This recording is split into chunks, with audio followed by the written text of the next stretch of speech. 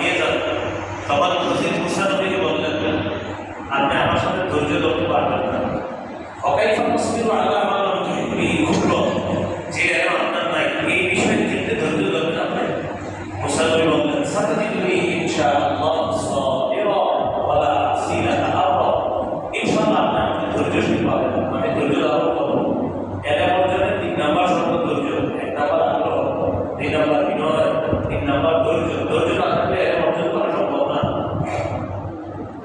অনেক সময় দেখবেন আপনারা বয়ান শোনেন, যখন এই বয়ানের প্রথম 3-4 মিনিটের মাথায় আপনার মাথায় প্রশ্ন এসে যাবে, আচ্ছা এটা কি, এরকম প্রশ্ন আসবে। কিন্তু পুরো বয়ানটা যখন আপনি শেষ করবেন দেখবেন এই প্রশ্নের উত্তর এসে গেছে। ধৈর্য ধৈর্য এখনই না, আমি পুরো শোনার পরে দেখবেন আপনার যে প্রশ্ন, এই প্রশ্নের উত্তর এসে যাবে। এগুলো 3 নাম্বার ধৈর্য। 4 নাম্বার মুযাকারা। ছাত্ররা যারা আছে মুযাকারা করে একজন আরেকজনকে বলা। দেখুন আমরা সাধারণ জগৎ যারা এমন অনেক বিষয় জানি কিন্তু আমরা আমল করি না। হঠাৎ যখন অন্য কেউ বলে তখন মনে আসে, ও এটা তো আমিও জানতাম, কিন্তু আমাকে এটা বলে মুযাকারা। দাওয়াত তাবলীগের মেহনত দেখবেন এই শব্দটা আলোচনা হয়, মুযাকারা মানে একই বিষয় বারবার। সূরা যারিয়াত 56 নম্বর আয়াত আছে, ওয়াযাক্কির ফাইন্না যিকরা তানফাউল মুমিনিন, স্মরণ করা এবং স্মরণ মানুষের উপকার করে, মুমিনের উপকার করে। জেনারেল লাইফ যারা আমরা করি গ্রুপ কনভারসেশন, গ্রুপ স্টাডি, যেটা আমরা একসাথে বসে ওই ক্লাসের পড়াটা আমরা কি করি, আবার মানুষের মধ্যে আলোচনা করি। এই ছাত্রদের 4 নাম্বার শর্ত, ক্লাসে যে পড়াটা বললাম এটা নিয়ে বারবার আলোচনা করা। খাইতে বসছি বুঝতে পারে তখন আলোচনা করা, হুজুর কি বলছে এদের জন্য আমাদের আছে, আচ্ছা ওই জায়গাটা কি বলছে, এটা টার্গেট কি হবে, এই খানা দিয়ে দিচ্ছি একটু ছাত্রদের মধ্যে আলোচনা হতে পারে, এটাকে বলে মুযাকারা। 5 নাম্বার, এটা জরুরি, যথেষ্ট শিখে ফেলেছি এই ধোকায় না পড়া। 5 নাম্বার শর্ত, যথেষ্ট শিখে ফেলেছি এই ধোকায় না পড়া। কষ্ট নিয়ে না সাধারণ যারা আছে, আমরা মোবাইলের মাঝে মাঝে 2-1টা বিদ্যা শিখে আমি ভাবি কি আমি মনে হয় তাহলে কিছু জানি না। আমি কিন্তু বলি না মোবাইলে বলি না, বই তো বলা আপনার কি মনে হয় ওদের সঙ্গে তো ঠিক বলে না বিষয়টা। আপনি 2 পৃষ্ঠা ধরে এসে বলতেছেন এটা ঠিক বলে, উনি 20 বছর জমা পড়ায়, আপনি একদিন সকালবেলা মোবাইলে দেখলেন, কি দেখলেন, হাদিসে আসছে আল্লাহ নবী ওযু ছাড়া দিয়ে ফজর নামাজ পড়াইছেন। স্যার ওযু ছাড়া আসলে বুখারীতে হাদিস আছে, ওযু না করে ফজর পড়াইছেন।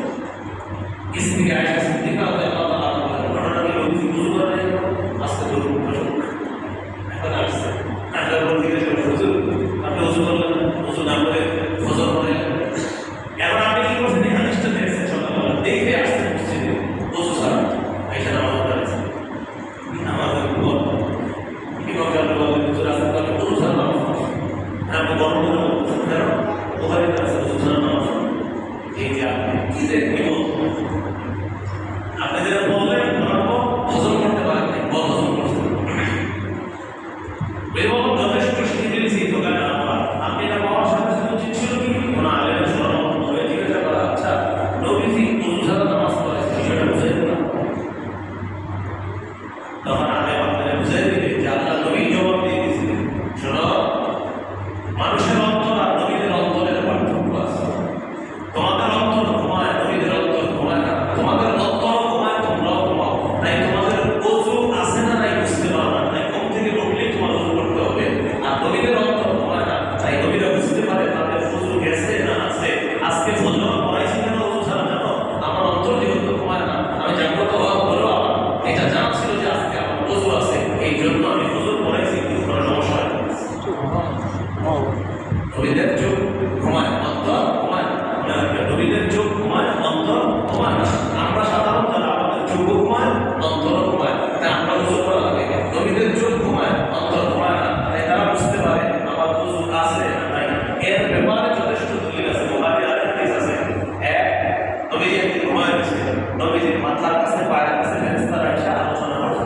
এই আলোচনাগুলো বুখারীতে আসছে। এখন আপনারা বলেন নবী এই আলোচনাগুলো আমাদের কি কেমনে জানাইলেন, নবী তো ঘুমে, নবী ঘুমে, কারণ নবীর কলম জাগ্রত আছে। এই জন্য ঘুমের মধ্যে নবী ফেরেশতাদের সব বক্তব্য কি কি হয়েছে এটা আমাদেরকে নবী জানাবেন। তাহলে 5 নাম্বার, যথেষ্ট শিখে ফেলেছি এই ধোকায় না পড়া। কখনো কোরআনের কোনো আয়াত দেখবেন বুঝে বাস ঠিক আছে, আগে বুঝিয়ে যাবেন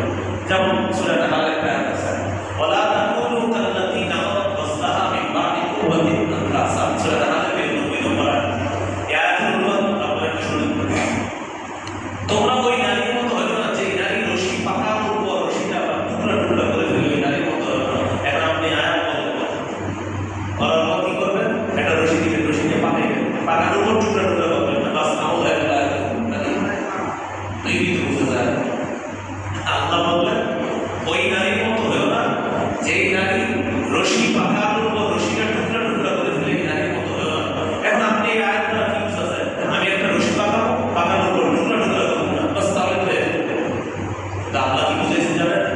একজন নারী কষ্ট করে রশি পাকার উপর রশিটা ছিঁড়ে ফেললে যেমন তার কষ্টের কোনো মূল্য থাকে না, তুমি যদি কষ্ট করে আমল করার পর শিরিক করো তাহলে ওই কষ্ট করে যে আমলগুলো করলাম এই আমলগুলো নষ্ট হয়ে যাবে শিরিকের কারণে। এটা আল্লাহ বুঝেছে। তাহলে যথেষ্ট শিখে ফেলেছি এই ধোকাটা আমরা, এটা আল্লাহ। ইমাম শাফি রহমাতুল্লাহ আলাইহি, ছাত্র যারা আছো তোমরা বলবা ইমাম শাফি না। ইমাম শাফি অনেক তাকে জিজ্ঞাসা করছে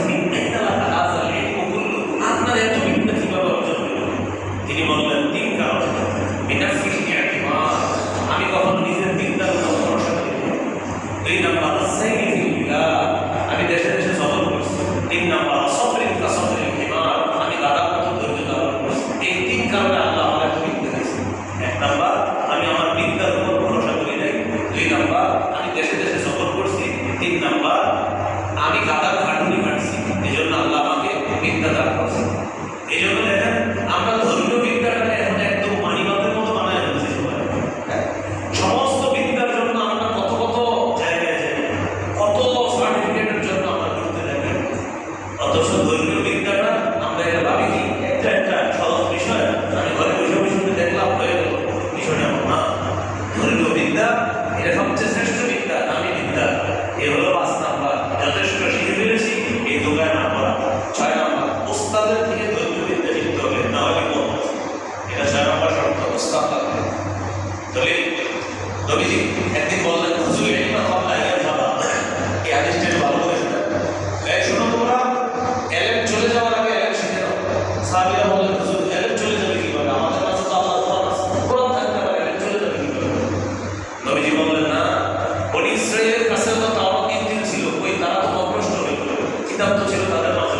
আবার বুঝেন কথা, নবী বললেন বনি ইসরাঈলের মাঝে তাওরাত ইনজিল ছিল, এরপরও তারা অভ্রষ্ট হয়ে গেল। সাহাবীরা বললেন হুজুর তাহলে কি আল্লাহর কোরআন থাকলেও আমরা অভ্রষ্ট হব? নবী বললেন শোনো, এলেম চলে যাওয়ার তার উদ্দেশ্য হলো এলেমের বাহকগণ চলে যাবে। যারা এলেমের ধারক পাও তারা চলে যাবে, তারা চলে যাওয়ার আগে এলেম শেখো। কারণ কোরআন তোমার কাছে শুধু থাকলে, কোরআন তুমি শুধু শিখতে পারবে না, একা একা পারবে না। ওস্তাদ ছাড়া কোরআন শিখতে যাবা, তুমি পদে পদে বিপদ হবা। অনেক আয়াতকে তোমার বুঝে আসবে না যে এই আয়াত আল্লাহ কি বুঝাইছে, তখন তুমি মুশকিল বিপদের মধ্যে পড়ে যাবা। ওই যে একটু আগে আমি বললাম ওই নারীর মতো হয়েও না, যে নারী রশি পাকানোর পর আবার ছিঁড়ে ফেলে। এই আয়াত তো আমরা ওস্তাদ ছাড়া জিন্দেগিতে বুঝবে না। রাসূল সাল্লাল্লাহু আলাইহি ওয়াসাল্লাম বলেন তোমরা এলেম চলে যাওয়ার আগে এলেম অর্জন করো। বলেন তো এলেম চলে যাওয়ার উদ্দেশ্য কি? এলেমের বাহকগণ চলে যাওয়া, এলেমের ধারকগণ চলে যাওয়া। হাফিজ বিহুজুর চলে গেছে, এলেমের বিশাল এক সমুদ্র চলে গেছে। শাইখুল হাদিস রহমাতুল্লাহ আলাইহি চলে যাওয়া, এলেমের বিশাল এক সমুদ্র চলে গেছে।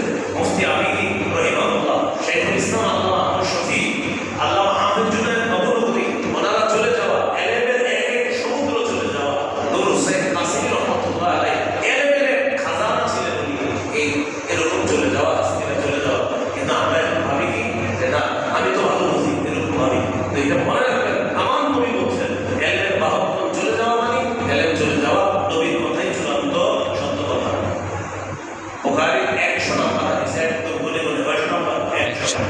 এই হাদিসে আছে আল্লাহ রাসূল সাল্লাল্লাহু আলাইহি ওয়াসাল্লাম বলেন এক সময় এমন একটা সময় আসবে মানুষ এলেম শুরু হয়ে যাবে, জাহেলদেরকে মানুষ ধর্মীয় নেতা বানাবে, আর তার কাছে গিয়ে ফুটবল জিজ্ঞাসা করবে। পরশুদিন জোর করে বসে গেছি মসজিদে খেলা দেখা, একদিন দেখে আমার হুজুর কথা শুনতে কি কথা, আমি বের হয়ে হুজুর আমার কাজ আছে, মানে আপনি একটু বলেন। সূরা মাইদার 44 নম্বর আয়াত আমরা বুঝাই বুঝাই পড়া। সূরা মাইদার 44 নম্বর আয়াত হলো ওয়াল্লাহ ইয়াহকুম বিমা আনজালাল্লাহ ফাউলাইকা হুমুল কাফিরুন, যে আল্লাহ বিধান অনুযায়ী ফয়সালা করে না তারা কাফির। আমি বললাম আল্লাহ বিধান অনুযায়ী ফয়সালা না করলে তো কাফির। তাহলে আপনারা আমার আপনারা তো গণতন্ত্র রাজনীতি করেন, আমাদের এখন গণতন্ত্র হারাম, আলেম বলছে গণতন্ত্র হারাম, জিজ্ঞাসা করছে কিভাবে বললেন পৃথিবীর কোন আলেম বলছে গণতন্ত্র হারাম?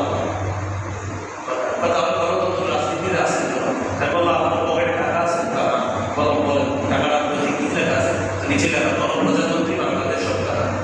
বললাম এই টাকা আপনি ব্যবহার করেন মানে আপনি তো গণতন্ত্রের টাকা ব্যবহার করতেছেন, কি বুঝে দিচ্ছেন? হুজুরের তো প্রয়োজন, ইসলামী রাজনীতি হুজুররা প্রয়োজন করে গণতন্ত্র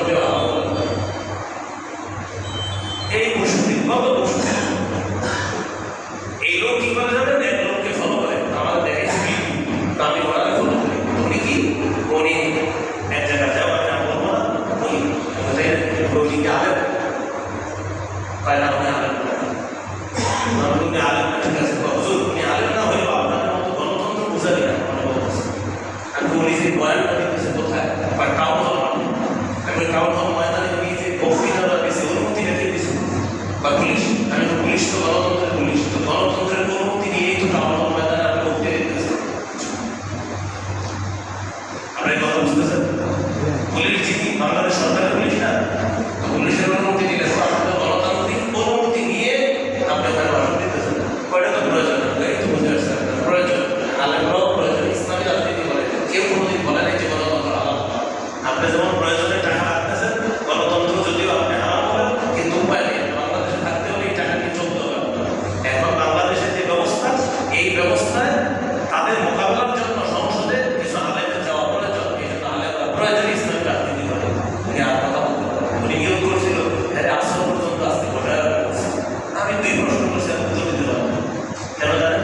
এই যে বললাম আপনার মানুষ ভাবে কি সূরা মাইদা 44 নম্বর আয়াত উনি পড়ছেন, আপনি ভাবে যে আমি তো সব শিখে ফেলছি। এরপর উনি বলতেছেন আলেম হইলে কি আল্লাহর ভয় করে? আলেম হইলে আল্লাহর ভয় করে এমন না, বাকি আলেমরা আল্লাহকে বেশি ভয় করার জ্ঞান রাখে, এটা আল্লাহ তাআলা বলছেন। কোথায় বলছেন? আমরা 22 নম্বর বা 16 নম্বর পৃষ্ঠা সূরা ফাতিরের 28 নম্বর আয়াতটা বলে তোহারা সিদ্ধামা সাল্লাল্লাহু আলাইহি রিবাদি উলামা প্রকৃতপক্ষে আলেমরা আল্লাহকে ভয় করে। তুমি তাকায় আছে ওই তো শুধু মাইদার 44 নম্বর আয়াতটা নিয়ে আসে না, আর 6236 টা আয়াত পড়ে যাবে। ওনার আয়াত কটা? 6236 টা। উনি শুধু সূরা মাইদার 44 নম্বর আয়াত নিয়ে আসে। বুঝাইতে চাইলাম আলেমরা চলে যাওয়া মানে এলেম শূন্য হয়ে যাওয়া, নিজের বড় পণ্ডিত না হওয়া, নিজের বড় জ্ঞানী না হওয়া। এই যে আমরা এই মসজিদের ইমাম সাহেব হুজুর আমরা যারা আমরা এখন নিজেদের থেকে মিসকিন মনে করি, অসহায় কেন? আমাদের বড় বড় তাজ যারা বিদায় নিতেছে হাদিসে আমরা শিখছি যে আমাদের এই মনীষীরা চলে যাওয়া মানে এলাকায় বিশাল এক খাজানা চলে যাওয়া। আমরাও বেড়ে জানি আছি, তাহলে আপনাদের কত বেড়ে জানি থাকা দরকার। আল্লাহ আমাদেরকে কথাগুলো বোঝার তৌফিক দান করেন। তাহলে 6 নম্বর উস্তাদের কাছে এলেম অর্জন করা। 7 নম্বর ইনহিমাম, একাগ্রতা। একাগ্রতা ছাড়া এলেম হবে না। 7টা আমি আবার বলবো। আগ্রহ। 2 নম্বর বিনয়। 3 নম্বর ধৈর্য। 4 নম্বর মুজারা, বসে আলোচনা করা। 5 নম্বর যথেষ্ট শিখে ফেলেছি এই ধোকায় না পড়া। 6 নম্বর উস্তাদের কাছ থেকে এলেম অর্জন করা। 7 নম্বর একাগ্রতা। এই 7টা শর্ত মনে রাখা।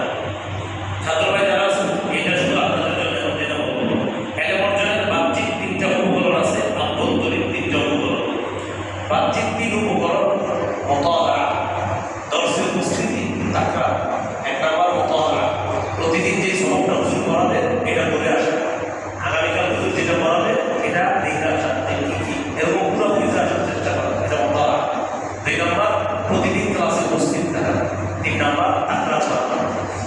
1 নম্বর মুতাআলা। মুতাআলা আবার 2 প্রকার, মাদ্রাসা আসামিরা যারা আছেন, একটা হলো উস্তাদের মুতাআলা আর একটা ছাত্রদের মুতাআলা। মানে উস্তাদ বলবে, ছাত্ররাও বলবে।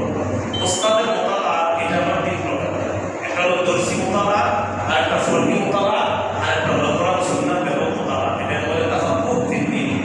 ছাত্রদের মুতাআলা দাওরা হাদিস পর্যন্ত যারা বলবেন, আপনারা হলো সামনের সবক পড়ে যাবেন। ইফতা বিভাগে যদি আল্লাহ কবুল করে সেখানে হলো কোরআন সুন্নাহ ব্যাপক মুতাআলা। আল্লাহ যদি হাদিস বিভাগের জন্য কবুল করে তাহলে মনে রাখতে হবে কোরআনের বাস্তব ব্যাখ্যার নাম হাদিস। কোরআনের বাস্তব ব্যাখ্যার নাম কি? হাদিস। এই কথাটা মনে রাখা। একজন ছাত্র যে বললাম তোমরা এই একজন ছাত্ররা মনে রাখা যে আমি শুধু হাদিসের বেশি এতটুকুই সীমাবদ্ধ থাকা যাবে না। বিশুদ্ধ তিলাওয়াত, বিশুদ্ধ অনুবাদ, কোরআনের উদ্দেশ্য বোঝা। 4 নম্বর কোরআনের আদেশগুলা আর নিষেধগুলা জেনে আদেশগুলা আমল করা, নিষেধগুলা থেকে বেঁচে থাকা। পৃথিবীর সমস্ত কোরআনের পাঠ্যক্রম 4 নম্বর মনে রাখা। কোরআনের বিশুদ্ধ তিলাওয়াত, বিশুদ্ধ অনুবাদ, আয়াতের উদ্দেশ্য বোঝা। 4 নম্বর আদেশগুলা কি আছে কোরআনে, এই আদেশগুলা মানা, নিষেধগুলা কি আছে, নিষেধগুলা থেকে বেঁচে থাকা। এগুলো বাহ্যিক 3টা উপকরণ বললাম। মুতাআলা, দর্শে উপস্থিতি, তাকরার। ক্লাসে একদিনও উপস্থিত থাকা যাবে না। আরেকটা হলো আভ্যন্তরীণ উপকরণ 3টা। উস্তাদের আদব, কিতাবের আদব, মাদ্রাসার আদব। উস্তাদের আদব হলো ইতাআত, আজমত, মুহাব্বত, খিদমত। এই 4টা। উস্তাদের আদব